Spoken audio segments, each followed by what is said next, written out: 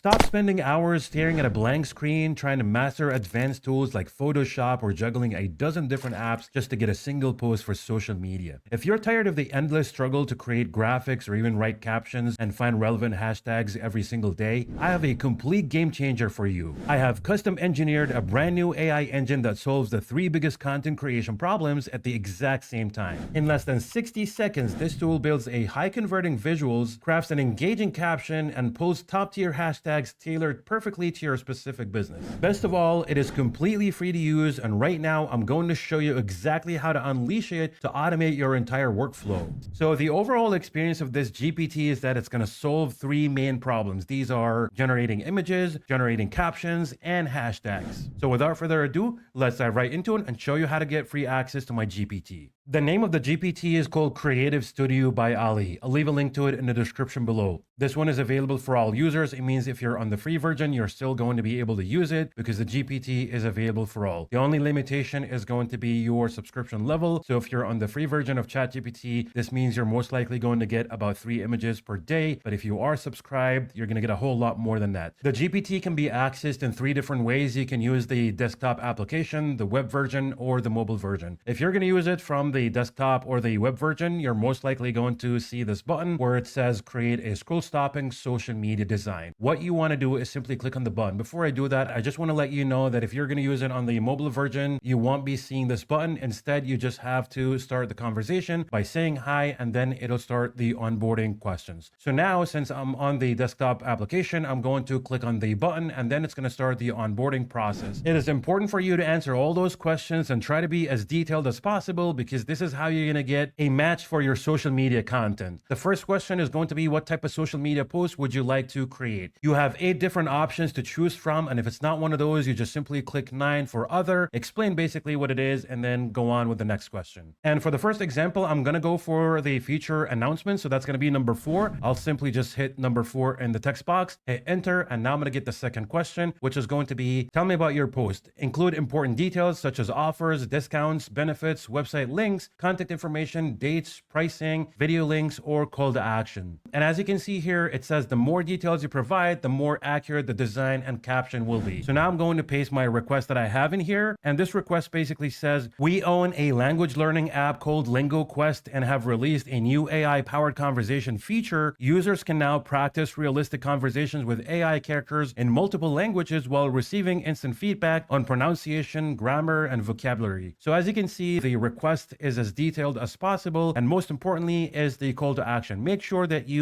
say something like, within those lines, include a call to action to encourage people to try the new feature through the link in our bio. Now, depending on the social media platform, it may be in your bio if you're using Instagram. It may be a link in the comments or a link in the description. Make sure that you clearly state the call to action that you would like to have in your caption, depending on what platform are you using. And then when you're ready, you're just going to hit enter and wait for the next question. And so this one basically says, which style do you want for the design? I'll simply go for the colorful doodle, which is going to be number 5, and then hit enter. Next question is going to be, who should appear in the design? Now you have 3 options. You can say, yes, I'll upload my photo if you want to use yours. No, generate a character automatically. This means you're going to let the AI generate a character for you. Or no people in the design, meaning you don't have to add characters in your design. So for me, I'm going to choose number 2. I'll let the AI generate it for me. Now we're going to decide on the gender. We have 3 options, male, female, or both. I'm going to say both, so I'm going to go for number 3. And so the next question is really important because that determines the emotion of your character. You have 8 different options to choose from. For me, I'm going to choose happy, so I'll choose number 2, hit enter. And here's the final question, which format would you like? This basically offers you a couple of options depending on the platform you're using, and it already gives you the suggested platforms. If you're going to go for Instagram, then it's most likely going to be the portrait option, 4:5 aspect ratio. If it's other platforms like LinkedIn, Facebook, and any other suggestions available in here, you're going to go for option 1. So for this one, since the call to action is clicking the link in the bio, that means we're using Instagram. So I'll go for option number 2, which is going to be the portrait, hit enter, and that's it. We're just going to wait for the result.